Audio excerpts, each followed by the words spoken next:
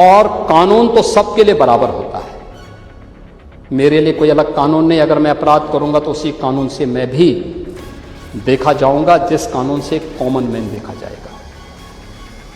मुख्यमंत्री का पद किसी कानून से ऊपर नहीं हो सकता।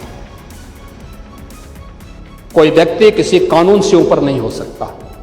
हर व्यक्ति शंकराचार्य नहीं लिख सकता। हर व्यक्ति हर पीठ के आचार्य के रूप में जाकर के जहां तहां वातावरण खराब नहीं कर सकता। उन मर्यादाओं का पालन सबको करना होगा। सदन में खड़े होकर के, उत्तर प्रदेश की विधानसभा में खड़े होकर के तुमने ये कहा है कि मैं कानून का पालन करने वाला हूं। अगर तुम कानून के पालन करने वाले हो तो निकालो वो 45 केस जो भी रहे हो और उनका सामना कोर्ट में करो।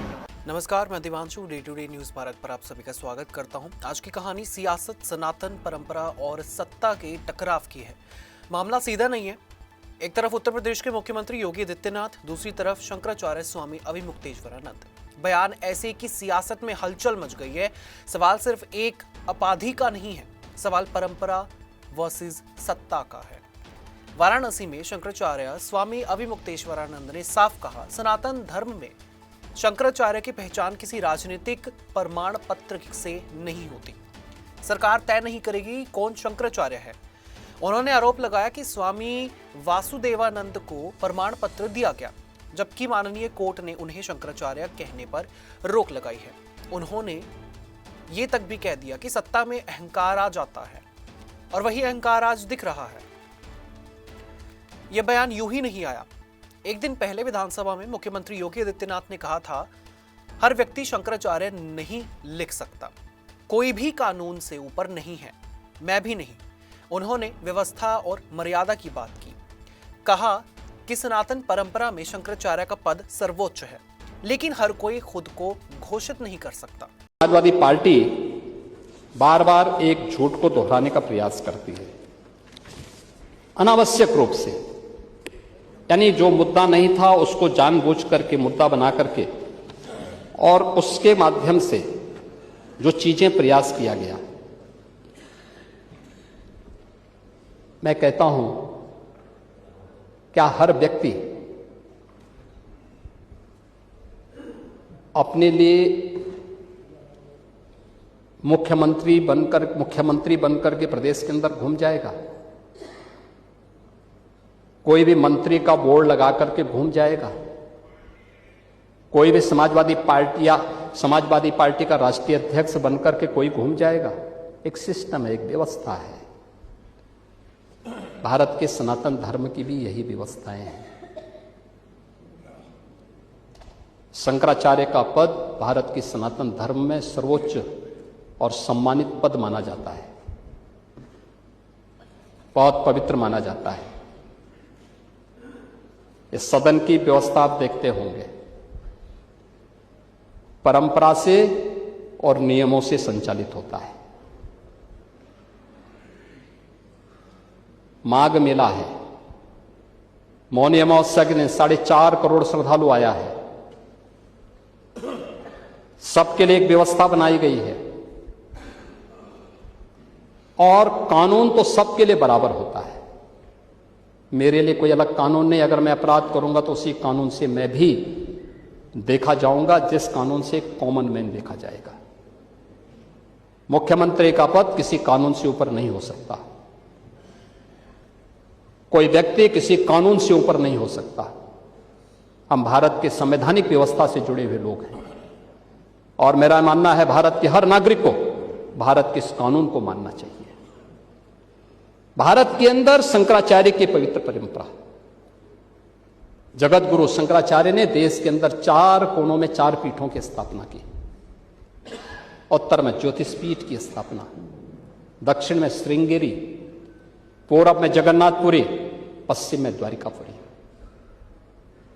4 पीठों के 4 वेद हैं, ऋग्वेद, यजुर्वेद, सामवेद और अथर्ववेद। इन सब के अपने मंत्र हैं।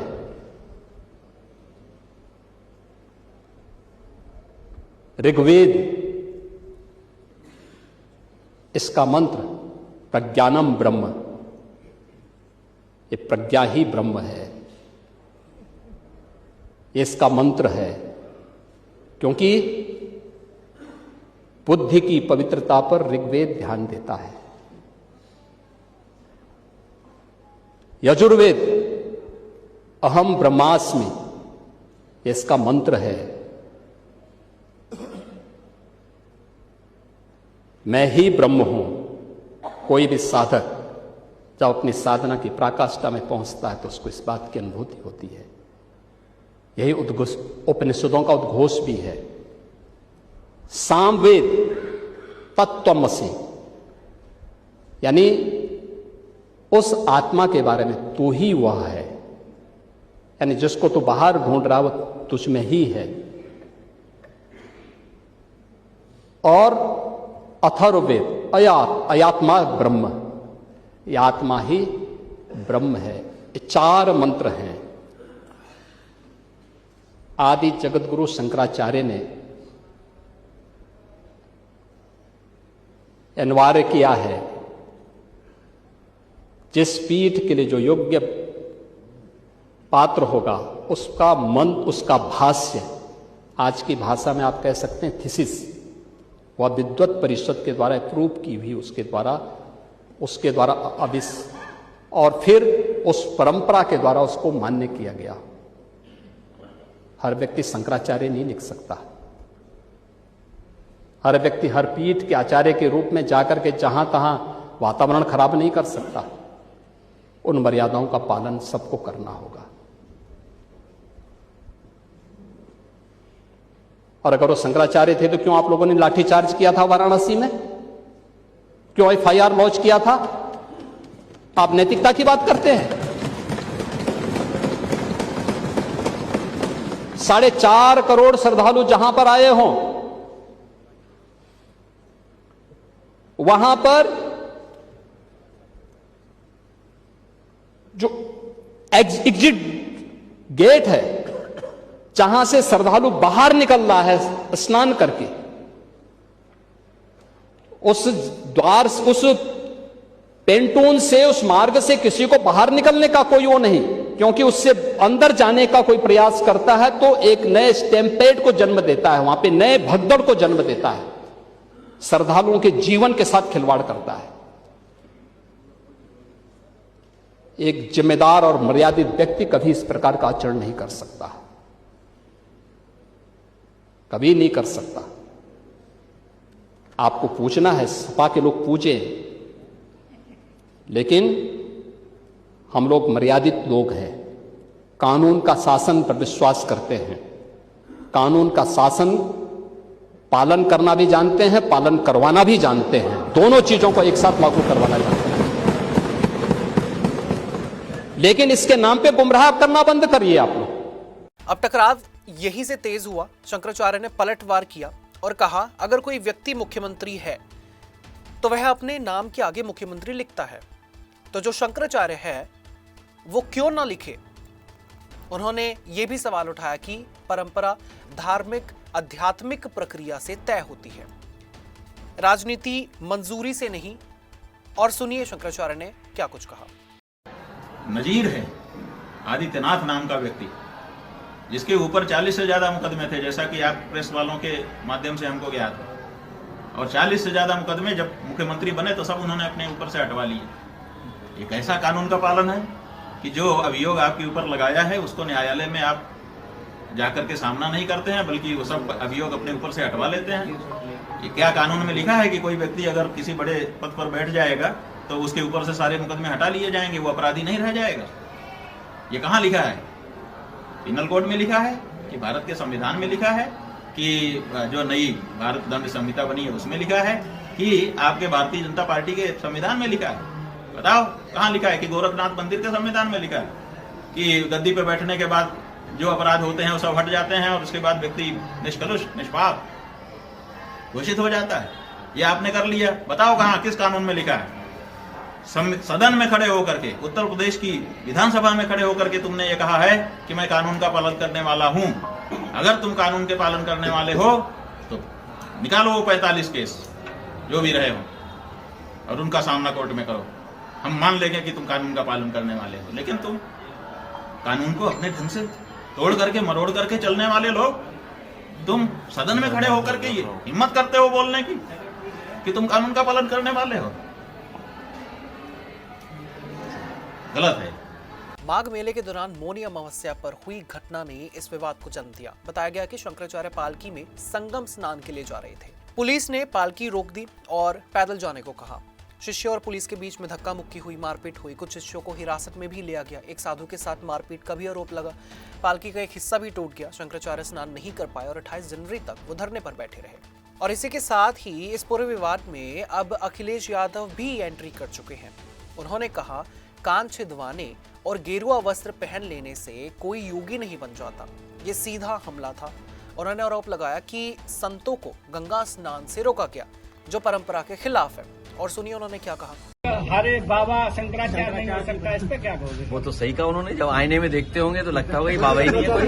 कहा है कि सपा को चीफ मिनिस्टर बिस्ट साहब लगता आईना देख करके ये बात कह रहे हैं। और जब विधानसभा में गए होंगे भाषण देने तो आईने में देखा होगा तो आईने ने सच्चाई बता दी होगी कि केवल पहनावे से कोई बाबा संत नहीं हो सकता है, कान छिदवाने से नहीं हो सकता है। अच्छा, बीजेपी के बड़े नेता ये तो हमारी गीता भी लिखती है। गुरु नानक जी ने भी यही कहा, क्या कान छिदवा लोगे तो क्या योगी हो जाएंगे आप? और जो दूसरों का सर्टिफिकेट मांग रहे हैं वो अपना सर्टिफिकेट तो दिखा दें कि कौन सी इंस्टीट्यूशन में योगी बने हैं।